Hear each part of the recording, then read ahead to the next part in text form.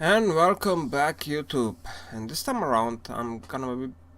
Well, firstly, I should apologize for not having anything done in the last 5 days or so. I was just very tired. Just one of those things. And I just kinda needed a break for a bit.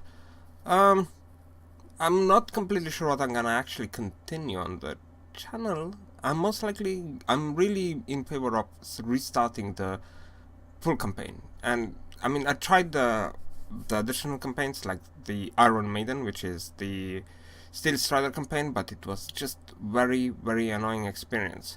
Um, Partially to do with you have 10,000 material at the start and you're kind of forced to fight vehicles that are something in about 30,000 material.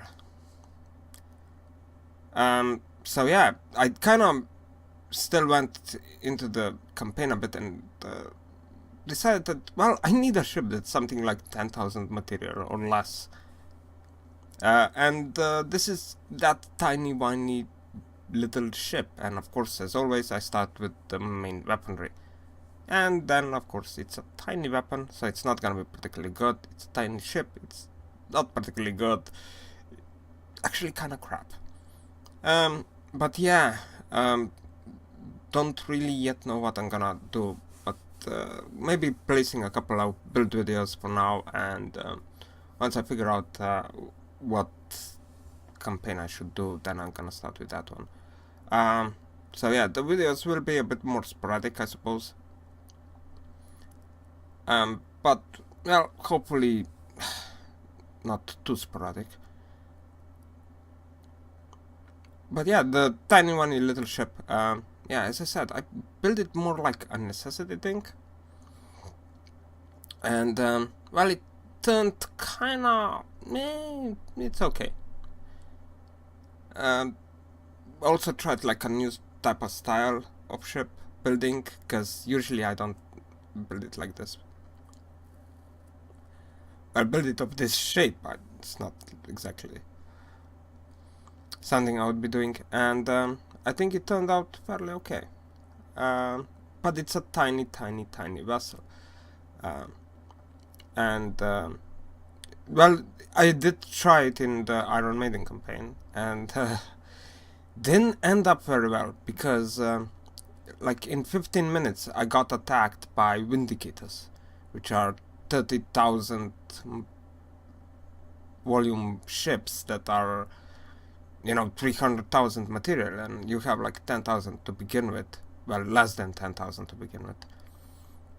And you're not gaining material at any quick pace as well, so you're kinda stuck with ships that are 10,000 in volume or less for some time before you can actually start moving on. And it's a lot of capturing. It was very annoying. It really annoying thing to do. But yeah, a tiny one little ship to be building. And I'm building like very inefficient engines on it as well. They will not overheat or anything like that. They're gonna cool down. They have external exhaust. They do have that radiator at the front. These engines do work out pretty much on all types of ships. You can always build them like this, and they work pretty much 100%. Not very efficient, but they provide a lot of power for their size, and they're really handy.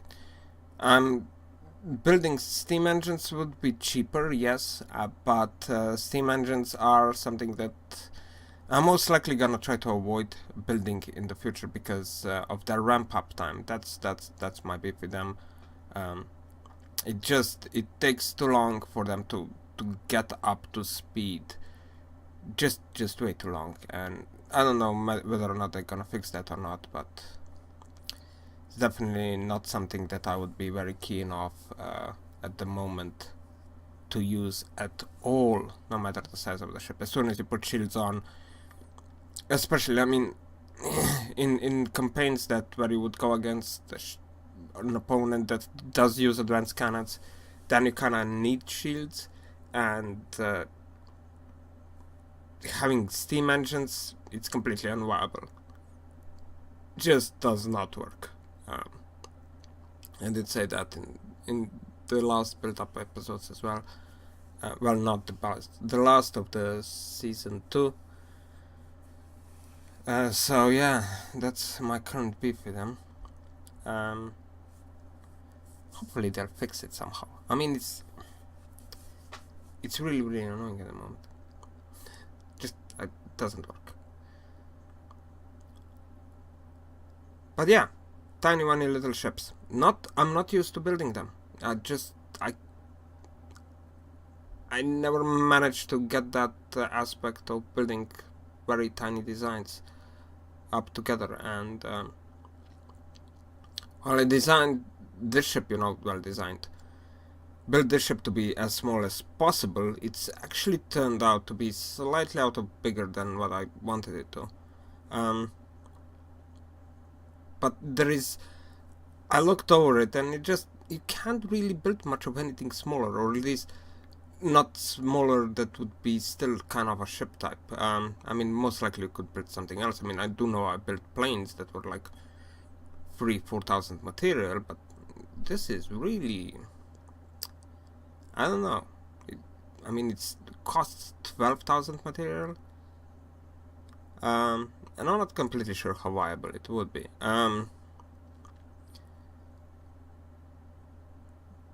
Oh yeah, there were also a couple of other changes about the current game. I did try some of the standard campaign and figure out that the Deepwater Guard no longer automatically attacks you, nor it's an enemy right at the start. Which I'm not completely sure how I feel about that one at all. I mean, you just have time and, well, you start the campaign, wait for, 2-3 hours, build a magic-sized ship and just kill the Deepwater Guard right off the get-go with no actual pressure, which kinda, I think, slightly takes off from the campaign, I suppose. I mean, I love the start of the campaign in this, but with this change, I'm not completely sure anymore. I mean, the end of the campaign, the Scarlet Dawn, pretty much the end, it's really annoying. But that's because the Scarlet Dawn ships are really annoying. The start of the campaign, however, Deepwater Guard it's not that much of a threat. I don't know if this was actually something that would be a warranted to decrease the difficulty like this. I'm not completely sure how I feel about that. But yeah, our tiny little ship is getting built here, and of course some detection systems and stuff like that. Gonna be fixing it. You're gonna also see me testing it up a bit. It goes very bad at the start, I must say. But yeah, basic components all around. It's really just a tiny ship. One thing that I did realize that I do on this build, and as I also do on other builds, is that I don't place any failsafes on the missile controllers.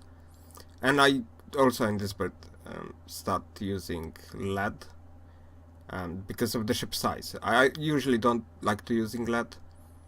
It weighs the ship down but doesn't really do much of anything else. I mean, the problem is if you want to have like completely stable ship, then your mass needs to be below your buoyancy point, and that's very hard to achieve unless the ship is like very tall or something.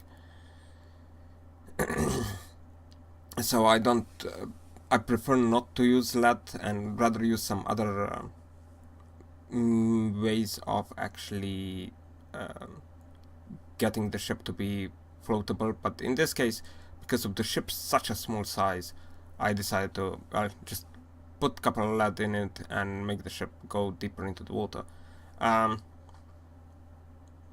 But yeah, overall, missiles not the greatest. Gun is definitely not the greatest. But it's like something that you may want to have as a starting ship, even though at this point, as I said, in a standard campaign, this would be kind of pointless. I mean, because if you have time, why not use that time and actually build something a bit more sizable and, you know, competitive for the entirety of the campaign, rather than just, you know, beating the Onyx, not the Onyx Watch, the Deepwater God. But yeah, I also built the ship in such a way that all parts of the ships are accessible. So even though it's very tiny in size, it does actually have access all around it. Still will require some fixing, I suppose, but very, very tiny, one little vessel as a build. And yeah, and I don't know when the next video gonna be out. Maybe Monday. Maybe. It depends on how much tired I'm gonna feel. Yeah, and placing shields. That's my... it's the bane of my existence. I hate shielding. I mean, I know you need shielding, a lot of it, as much as possible, but...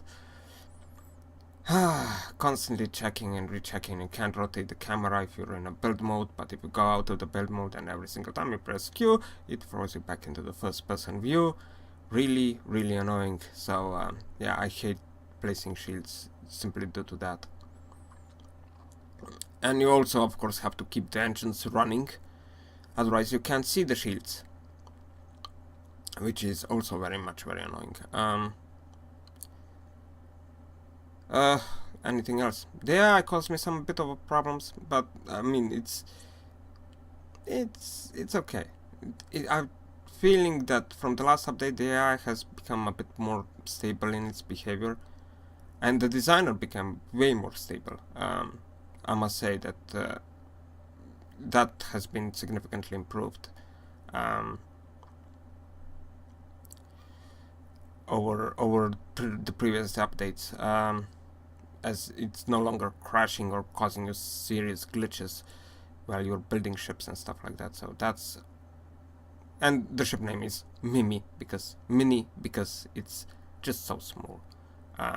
And yeah, this is the first test where nothing is set on the ship properly, so the ship is doing some odd stuff and the missiles are not actually flying toward the target, and it's getting a bit too close to this Marauder, which means that it takes way too much damage from those simple weapons, really.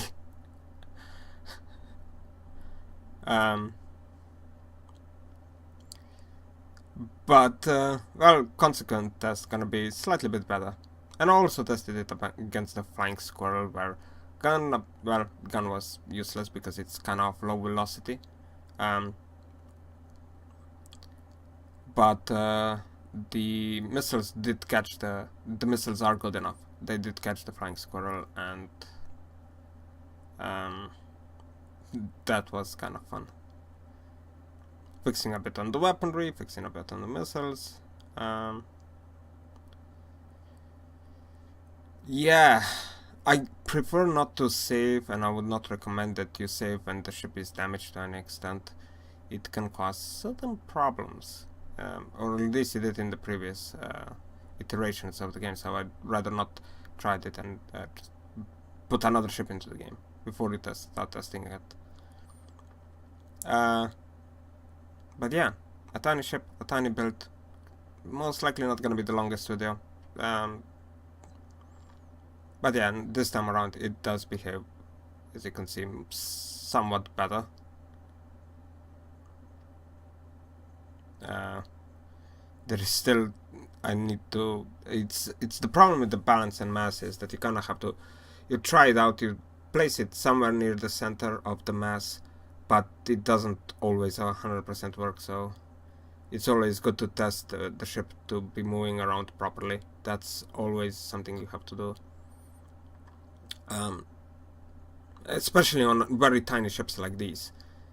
Placing a rudder just slightly bit over or under, and suddenly the ship starts doing some really bad rolling around, which can cause serious issues. But yeah, this actually is working just fine, surprisingly enough. As you can see, that Marauder there is getting shot at, and I'm still repairing this thing. but it's very small ship, doing 20 meters a second or so. Well, 20, more like 18, 17 meters a second. So it's not slow. Yeah, the infrared use radar. It's just more reliable in that aspect.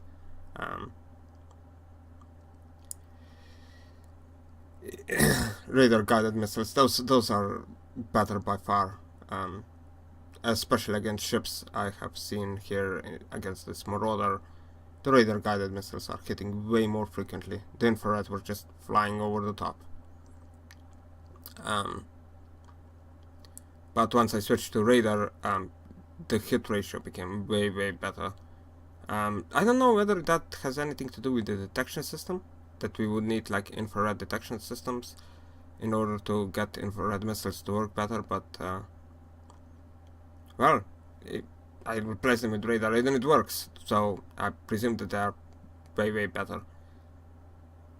But yeah, it does still take it time. I mean, the Marauder may be pretty bad as a ship for its size, but it is somewhat bigger than our own ship, and as the end result, it does take a while to kill it. But well, yeah, it's gonna die. And this time around, the ship worked very well. It did not have any problems. So I presume, well, this is gonna be it. This is the finished version. Let's just get killed by a flying squirrel, and well, as you may note here, the flying squirrel died instead. Well, and this is gonna be also the end of the video. So yeah, see ya.